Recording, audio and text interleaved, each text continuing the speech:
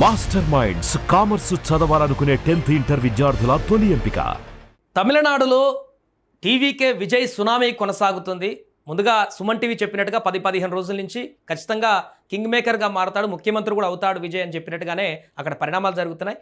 అనుకోకుండా ఈరోజు త్రిష బర్త్డే కూడా ఉంది. బర్త్డేకి మంచి గిఫ్ట్ ఇచ్చాడనేటువంటి కామెంట్స్ వినపడుతున్నాయి సోషల్ మీడియాలో. దీనికి సంబంధించి మాట్లాడదాం, అక్కడ ఎన్నికల పరిస్థితులు అండ్ త్రిష బర్త్డేకి సంబంధించి కూడా. మనతో పాటు Suman TV chief editor Keshav గారు ఉన్నారు. సార్ నమస్తే సార్. సార్, తమిళనాడులో విజృంభణ విజయ్, మరొక వైపు త్రిష బర్త్డే ఈరోజు గిఫ్ట్ ఇచ్చారని చెప్పేసి చాలా మంది అభిమానులు కూడా కామెంట్లు పెట్టుకుంటున్నారు. అంటే అభిమానులకి డబుల్ ధమాకాలా కనిపిస్తుంది అది. వీళ్ళిద్దరు కాంబినేషన్ ఆల్మోస్ట్ ఒక 26 సంవత్సరాల నుంచి వీళ్ళు చేస్తున్నటువంటి సినిమాలు, వీళ్ళ మధ్య పర్సనల్ రిలేషన్షిప్ మీద వస్తున్నటువంటి రూమర్స్, ఇవన్నీ చూసినప్పుడు ఇది ఒక అటెన్షన్ పాయింట్ అవుతుంది. ఎలక్షన్ ముందు కూడా కొంత అదే కాంట్రవర్సీ నడిచింది. ఆమె ఓటు వేసినప్పుడు కానీ ఇవన్నీ చూస్తే అంటే విజయ్కి అనుకూలంగా చేస్తున్నట్టుగా త్రిష వ్యవహరించింది. At the same time Vijay కూడా ఎక్కడ ఏమి ఖండించలేదు. ఏదో పెళ్లికి వెళ్ళేటప్పుడు కూడా ఆమెను వెంట పెట్టుకొని వెళ్ళారు కాబట్టి ఒక ఫ్రెండ్లీ రిలేషన్ ఉందని మాత్రం మనకు అర్థం అవుతుంది. సో ఫర్దర్ గా అది ఎట్ లీడ్ చేస్తుంది మనం అప్పుడే చెప్పాలి. బట్ ఇది ఎలక్షన్ కమిషన్ డిసైడ్ చేసినటువంటి డేట్. త్రిష బర్త్డేనా కాదని చూసి చెప్పేది కాదు కాబట్టి సో ఆ రిజల్ట్ వచ్చే టైంకి డెఫినెట్లీ డబుల్ బొనాన్సా అనుకుంటున్నాను నేనైతే. తమిళనాడులో రాజకీయాలకి ఒక భిన్నమైనటువంటి రిజల్ట్ వస్తుంది. ఇప్పుడు ఉన్నటువంటి పరిస్థితిలో దాదాపు 102-103 సీట్ల దాకా లీడింగ్లో ఉన్నాడంటే 118 వస్తే మ్యాజిక్ ఫిగర్ దాటినట్టు. సింగిల్ లార్జెస్ట్ పార్టీగా గవర్నమెంట్ టేకప్ చేయడానికి విజయ్కి క్లియరెన్స్ వచ్చేసినట్టే 118 సీట్లు వస్తాయి. అటువైపు డిఎంకే కూడా చాలా హోరాహోరీ ఇస్తున్నాయి. బట్ డిఎంకే థర్డ్ పొజిషన్కి పడిపోయింది. ఏఐడిఎంకే కూడా ఆ స్థాయిలో వస్తుందని ఎవరు ఊహించలా. అది ఖచ్చితంగా అది అప్రిషియేట్ చేయాలి. ఇప్పుడు విజయ్కి ఏఐడిఎంకే మద్దతు అవసరం అవుతుందా, లేదా డిఎంకే మద్దతు అవసరం అవుతుందా, లేదా విజయ్ సింగిల్ లార్జెస్ట్ పార్టీగా అధికారంలో రావడానికి ఇది ఒక్కటే సస్పెన్స్ ఉంది. ఎందుకంటే అంతా ఈవీఎం మిషన్స్ ఈవినింగ్ అంటే ఇంకొక 2 అవర్స్లో మ్యాక్సిమం క్లారిటీ వచ్చేస్తుంది. నంబర్ కనుక 118 దాటితే ఎవరి మద్దతు అతనికి అవసరం లేదు.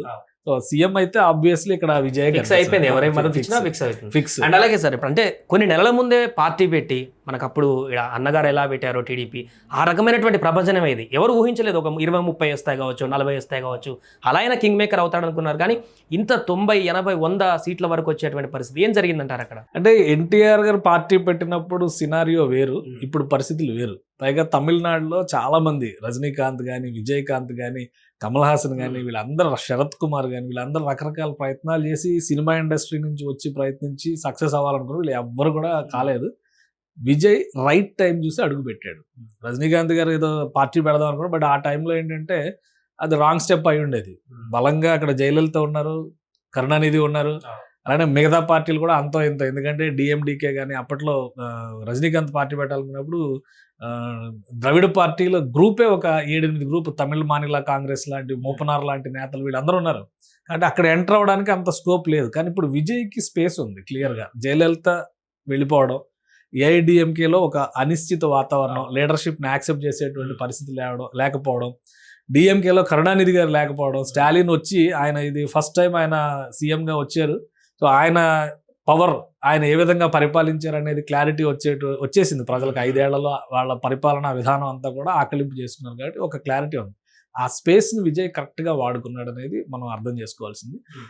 ఎన్టీ రామారావు గారి ప్రపంచం అది చాలా డిఫరెంట్ ప్రపంచం. 294 సీట్లలో దాదాపు 201 సీట్లు గెలిచి ఫస్ట్ ఎలక్షన్లో 9 నెలల్లోనే మొత్తం పార్టీ పుట్టుక అనే చర్చ మొదలుపెట్టి 9 నెలలకే ఆయన ఖతం చేశారు. ఇప్పుడు ఈయనంటే 1 ఇయర్ పైనే, 1.5 ఇయర్ దాదాపు అయింది. ఒక 2 ఏళ్ల నుంచి తర్జన భర్జన జరిగింది. బట్ సింపతి ఓటింగ్ అనేది విజయ్కి బాగా కలిసి వచ్చింది అనేది నాకు అనిపిస్తున్న ఫ్యాక్టర్. ఎందుకంటే ఈ స్పేసెస్ ఇవన్నీ పొలిటికల్, ఒకరి మీద ఒకరు విధానపరమైనటువంటి పోరాటాలు ఇవన్నీ పక్కన చూస్తే విజయ్ని కొన్ని వర్గాలు విపరీతంగా టార్గెట్ చేసింది. అది విజయ్కి కలిసి వచ్చింది. చివరికి వాళ్ళ ఇంట్లోనే శత్రువులు. ఇప్పుడు ఆయన పర్సనల్ విషయాలు వేరే ఉంటే ఉండొచ్చు కానీ బట్ ఇది రైట్ టైం కాదు కదా. 23 ఏళ్ళు 24 ఏళ్ల బంధం, వాళ్ళు బయటపడేటువంటి క్రమంలో జరిగిన విధానం కానీ, ఇతను cinema release, Jana Nayagan cinema release దాదాపు 1.5 ఏళ్ల నుంచి దాని మీద గొడవ నడుస్తూనే ఉంది, మారుతూనే ఉంది. చివరికి ప్రొడ్యూసర్ల చేతులు ఎత్తేసే పరిస్థితి వచ్చింది. అంటే అతను ఎటు కదలనివ్వకుండా ఫ్రీజ్ చేసేటువంటి ప్రయత్నం అధికారంలో ఉన్నటువంటి నాయకత్వం చేసింది అనే సింపతి ప్రజల్లోకి వెళ్ళింది. రెండో ఫ్యాక్టర్ ఏంటంటే జెన్జీ. ప్రతి చోట జంజీ ఉద్యమం. అవును. 2000 సంవత్సరం తర్వాత పుట్టిన వాళ్ళందరూ ఇప్పుడు ఓటర్స్ అవును, వారంతా మార్పు కోరుకునే పరిస్థితిని ఉన్నట్టు ఖచ్చితంగా వీళ్ళకి తెలియదు జయలలిత గారు ఏం చేశారు, ఎంజీఆర్ గారు ఏం చేశారు వీళ్ళకి తెలియదు. చూసారు వాళ్ళు. సో ఇప్పుడున్న ట్రెండ్ లో ఇతను వాళ్ళకి రైట్ యంగ్ ఐకాన్ గా కనిపించవచ్చు. ఎందుకంటే విజయ్కి మొత్తం మీద 51 ఏళ్ళు ఎంత ఉంది, అంతకంటే ఎక్కువ లేదు ఆయన ఒకవేళ సినిమా కెరీర్ ని కంటిన్యూ చేయాలంటే ఇంకా ఒక 10 సంవత్సరాలు నికరంగా హీరోగా ఉండేటువంటి అవకాశం ఉంది. బట్ అతను వచ్చాడు. సో అది ఒక హీరోయిక్ యాక్ట్ కింద జెన్జీ గ్రూప్స్ అన్ని కూడా యాక్సెప్ట్ చేసి ఉంటాయి. ఇంకోటి క్లీన్ ఇమేజ్. ఆయన ఏం మాట్లాడుతున్నాడు, birth of all is equal, అంటే ప్రతి ఒక్కడు పుట్టుకతో సమానం, ప్రతి ఒక్కడికి మేము న్యాయం చేస్తామని చెప్పని టీవీకే తరపున వాళ్ళు తీసుకునేటువంటి ప్రధానమైన స్లోగన్. మిగతా పార్టీలు ఎంతసేపు ద్రవిడ రాజకీయం లేదంటే పాత అనమాట, లేదా సనాతన్ వర్సెస్ ప్రోగ్రెసివ్ అని చెప్పి ఇవే వెళ్తున్నాయి. ఇవన్నిటిలోకి విజయ్ ఫార్ములా కొత్త అంశంగా కనిపిస్తుంది. ఆయన ప్రజల్లోకి వెళ్ళిన విధానం కానీ, ఆయన నిర్వహించినటువంటి సభలు కానీ, చివరికి ఆయన సభా వేదిక దగ్గర దొరకడం జరిగితే కూడా కేసులు పెట్టి ఎంక్వైరీలు చేశారు కదా. ఇవన్నీ అతనికి సింపతి ఫ్యాక్టర్స్ అవుతున్నాయి. అంటే ఇతను వేధిస్తున్నారు అనేటువంటి ఒక ఇమేజ్ క్లియర్ గా వచ్చేసింది. అంటే బ్యాలెన్సింగ్ ఉన్న వాళ్ళకి కూడా ఇంకా ఆయన పైన ఇంప్రెషన్, తటస్థ ఓటర్లు ఎప్పుడు ఇన్ఫ్లుయెన్స్ అవుతారు, ఇలాంటి ఘటనలు జరిగినప్పుడు, ఇలాంటి వేధింపులు జరిగినప్పుడు తటస్థ ఓటర్లు అందరూ ఇన్ఫ్లుయెన్స్ అవుతారు. బట్ యంగర్ జనరేషన్ ఇప్పుడు జరిగిన ఓటింగ్ లో almost 50 to 60% voting young generation, అంటే జెన్జీ బ్యాచ్ చేసినటువంటి ఓటింగే ఉంది అని చెప్పి అంచనా. ఇంకా ఫ్యాక్టర్స్ బయటకు వస్తాయి. సో అంతవరకు ప్రస్తుతానికి చూస్తే కనుక ఇంకోటి క్లీన్ ఇమేజ్. అతని మీద ఇప్పటి వరకు ఏ విధమైనటువంటి అవినీతి లేదా వేరే విమర్శలు లేవు. మీరు ఇంకోటి గమనిస్తే లాస్ట్ ఎలక్షన్స్ ముందర కూడా ఆయన మీద రైట్స్ జరిగినాయి, ఈడీ రైట్స్ జరిగినాయి. ఆయన దగ్గర అంటే సినిమా ఆర్టిస్ట్ గా ఉన్నప్పటికే రైట్స్ జరిగినాయి. ఆయన దగ్గర డబ్బులు స్వాధీనం చేసుకున్నారు, అన్అకౌంటెడ్ మనీ అన్నారు, మళ్ళీ ఈయన లెక్కలు చూపించుకున్నాడు, రకరకాల కుస్తీలు పడ్డాడు. సో ఇవన్నీ కూడా ప్రజల్లో చాలా బలంగా వెళ్ళినాయి అనేది క్లియర్ గా కనిపిస్తుంది. పర్సనల్ వ్యవహారం విషయంలో కానీ, రాజకీయంగా చేసినటువంటి ప్రకటనలు కూడా ఆయనను వ్యక్తిగతంగా టార్గెట్ చేసినవి ఎక్కువ ఉన్నాయి. ఆయన విధానపరమైనటువంటి విమర్శ కంటే వ్యక్తిగతమైన విమర్శ ఆయన ఎక్కువ టార్గెట్ చేశారు. సో ఇవన్నీ విజయ్కి పాజిటివ్ ఫ్యాక్టర్స్ గా కన్వర్ట్ అవడంలో సక్సెస్ అయిన. అన్నిటికీ మించి మళ్ళీ ఇంకోసారి ప్రశాంత్ కిషోర్ ఆయన అనుసరించినటువంటి స్ట్రాటజీ గ్రౌండ్ లెవెల్లో చాలా బలమైనటువంటి పునాది వేసింది టీవీకేకి అని చెప్పని అంటున్నారు. సో ఇంకా కొంత ఫ్యాక్టర్స్ బయటకు వచ్చినాక మనకి ఇంకొంచెం క్లారిటీ వస్తుంది.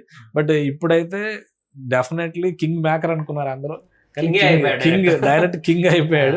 కాబట్టి విజయ్ ప్రస్థానానికి ఇది మొదటి మైల్ రాయి కింద మనం చూడాలి. రాజకీయ ప్రస్థానానికి ఎలా ఉంటుందని, కొత్త రాజకీయం కదా. ఎందుకంటే ఏఐడిఎంకేలో పన్నీర్ సెల్వం కానీ, పళనిస్వామి కానీ వీళ్ళంతా సీఎంలుగా చేశారు. వాళ్ళ ఐడియాలజీ ఏంటి, వాళ్ళు ఏం చేస్తారని తెలుసు జనానికి. అలానే ఇక్కడ డిఎంకేలో స్టాలిన్ కానీ, ఉదయనిధి స్టాలిన్ కానీ నెక్స్ట్ వాళ్ళే కదా, వాళ్ళ ఫ్యామిలీనే కదా, వాళ్ళ గురించి కూడా ప్రజలకు క్లారిటీ ఉంది.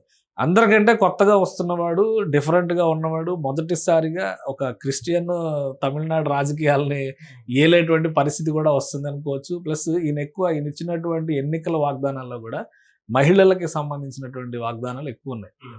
మహిళా ఎంపవర్మెంట్ గురించి ఎక్కువ మాట్లాడాడు. సో వీటిని ప్లస్ ఎడ్యుకేషన్ సిస్టంలో మార్పుల గురించి మాట్లాడాడు, విద్యార్థులకి తీసుకురాబోయేటువంటి సంస్కరణల గురించి మాట్లాడాడు. సో ఇవన్నీ కూడా ప్రజల్లో ఒక ఆసక్తికరమైనటువంటి చర్చని లేవదీసి ఉండొచ్చు. అందుకనే ఒక స్లో సైలెంట్ రెవల్యూషన్ లా కనిపిస్తుంది ఇది. అంచనాలకు కూడా ఎగ్జిట్ పోల్స్ లో కూడా ఒకటి రెండు సరే, అంతేగాని మిగతా వాళ్ళు ఎవరు చెప్పాలి. మనం సుమన్ టీవీలో అయితే గతంలో కొన్ని వీడియోలు చేసాం. ఆయనకు ఒక యూత్ ఫోర్స్ ఫాలో అవుతుంది కాబట్టి ఒక మ్యాజిక్ జరుగుతుంది అనేటువంటిది మనం చెప్తా వచ్చాము. హంగ్ వచ్చినా ఈయన ఆల్టర్నేటివ్ అయ్యేటువంటి అవకాశం. ఎందుకంటే చాలా రాజకీయాలు మనం చూసాం. జార్ఖండ్ లో మధు కోడ లాంటి ఒకే ఒక సింగిల్ ఎమ్మెల్యే ఆయన సీఎం చేసి కాంప్రమైజింగ్ ఫార్ములా చేశారు. యాక్చువల్ గా ఇప్పుడున్న టఫ్ సిచ్యువేషన్ అంటే డిఎంకేకి ఏఐడిఎంకేకి వచ్చిన నంబర్స్ ప్రకారం చూస్తే కనుక టీవీకే పెద్ద పార్టీ అవ్వకపోతే మధ్య మార్గంగా ఎవరో ఒకరిని పెట్టుకోవాల్సిన పరిస్థితి వస్తే ఖచ్చితంగా విజయ్కి ఆప్షన్ ఉంది. కానీ సింగిల్ లార్జెస్ట్ పార్టీ అయిపోయిందంటే ప్రజలు వన్ సైడ్ గా ఓటింగ్ చేశారు అనేది మాత్రం చాలా క్లియర్ గా కనిపిస్తుంది. అండ్ ఇంకొక చర్చ సార్, ఇప్పుడు సోషల్ మీడియా నడుస్తుంది, బర్త్డే గిఫ్ట్ ఇచ్చాడు విజయ్, అనుకోకుండా జరిగిన పరిణామం, యాదృచ్ఛికమేమో. కానీ ఇప్పుడు అధికారంలోకి వస్తున్నాడు కాబట్టి, ప్రభుత్వాన్ని ఏర్పాటు చేస్తున్నాడు కాబట్టి విజయ్, త్రిషాను కూడా ప్రభుత్వంలో భాగస్వామ్యం అయ్యేటువంటి అవకాశం ఉందనేటువంటి ఒక చర్చ. ఏమన్నా తనకు రాజ్యసభనో, ఎమ్మెల్సీనో, లేకుంటే ఇతరత్ర మార్గాలు ఏమన్నా రాజకీయ ఎంట్రీ జరిగేటువంటి అవకాశం ఉందా త్రిష? అంటే అంత ఇన్స్టెంట్ గా డెసిషన్ తీసుకునే అవకాశాలు అయితే కనిపించట్లేదు. ఎందుకంటే ఆయనకు ఉండే లిమిటేషన్స్ ఆయనకు ఉంటాయి. ఇప్పుడు ప్లస్ ఫస్ట్ ఆయన ఫ్యామిలీ ఇష్యూని సెటిల్ చేసుకోవాలి. ఆ ఇష్యూ విషయంలో కోర్టులో అది నడుస్తుంది. దానికి క్లారిటీ వచ్చే వరకు వీళ్ళు వెయిట్ చేస్తారు. ప్లస్ ఆయన ఇచ్చినటువంటి ఇండికేషన్స్ కూడా ఈ మ్యారేజ్కి తీసుకెళ్ళటం కానీ ఇట్లాంటివి కానీ, అంటే వాళ్ళు ఒక ఫ్రెండ్ అనే చెప్పలేము, మోర్ దాన్ ఏ ఫ్రెండ్ అనేటువంటి ఇంప్రెషన్ మాత్రం ఆయన క్రియేట్ చేశాడు. రాజకీయంగా ఇన్వాల్వ్మెంట్ అనేది త్రిష ఇంట్రెస్ట్ ని బట్టి ఉంటుంది. ఆమె ఏదో జ్యోతిష్యాలు నమ్ముతుంది, ఆమె రాబోయే రోజుల్లో జయలలిత నిన్న తిరుపతి కూడా పోయినట్టు ఇట్లాంటి ఆమె పుట్టినరోజు సందర్భంగా ఆమె తిరుపతి దర్శనం చేసుకొని వచ్చింది. సో అన్ని కలిసి వచ్చినాయి అనమాట ఆమెకి. ఇప్పుడు జరగబోయేది ఏంటంటే పార్టీ నిర్మాణానికి సంబంధించి బలమైన అడుగులు పడాలి, ప్రభుత్వానికి సంబంధించి. ఎందుకంటే విజయ్ ప్రభుత్వం ఏర్పాటు ఎలా చేస్తారు, ఆయన ఫస్ట్ ఇంప్రెషన్సే ముందు ప్రజల్లోకి వెళ్ళేటువంటి విధానాన్ని, అనుభవం లేదు కదా ఇప్పటివరకు, ఒక ఎమ్మెల్యేగా కూడా ఆయనకు అనుభవం లేదు. అలాంటి వ్యక్తి డైరెక్ట్గా పదవిలోకి వెళ్తున్నారు, ప్రభుత్వాన్ని నడిపించాల్సినటువంటి అవసరం ఉంది. సో అది చాలా ఇంపార్టెంట్. రాజ్యసభకు వెళ్ళడానికి వాటికి ఇంకొంత టైం పట్టొచ్చు, ఒక 2 ఏళ్ళు 3 ఏళ్ళు 2 ఏళ్ళ సమయం పట్టొచ్చు, మినిమం 2 ఏళ్ళు అయితే సమయం పట్టేటువంటి అవకాశం ఉండొచ్చు. ఎందుకంటే వీళ్ళ నంబర్ పెరిగిన దాన్ని బట్టి ఎమ్మెల్యే కోటాలో వాళ్ళు నామినేట్ చేసేటువంటి అవకాశం. బట్ పార్టీకి ఇంకా ఎంతమంది సేవలు అందించారు, తెర వెనక ఉన్నటువంటి ఐడియాలజిస్టులు ఎంతమంది ఉన్నారు, వాళ్ళందరినీ కూడా చూడాలి. త్రిషకి ఒక స్పెషల్ ప్లేస్ అయితే ఉండొచ్చు, బట్ అది ఎలా ఉంటుంది ఏంటనేది భవిష్యత్తు నిర్ణయిస్తుంది. Right sir, thank you so much. అదే మొత్తానికి తమిళనాడులో టీవీకే విధ్వంసం కొనసాగుతుంది, విజయ్ ముఖ్యమంత్రి అవ్వడం ఖాయమంటూ గత కొన్ని రోజుల నుంచి చెప్పినటువంటి సుమన్ టీవీ మాటనే ఇప్పుడు నిజమయ్యేటువంటి పరిస్థితి ఏర్పడింది. సో ప్రస్తుతానికి అక్కడ సింగిల్ లార్జెస్ట్ పార్టీగా దూసుకువెళ్తున్నాడు. మరికొన్ని గంటల్లోనే పూర్తి క్లారిటీ వచ్చేటువంటి అవకాశం ఉంది.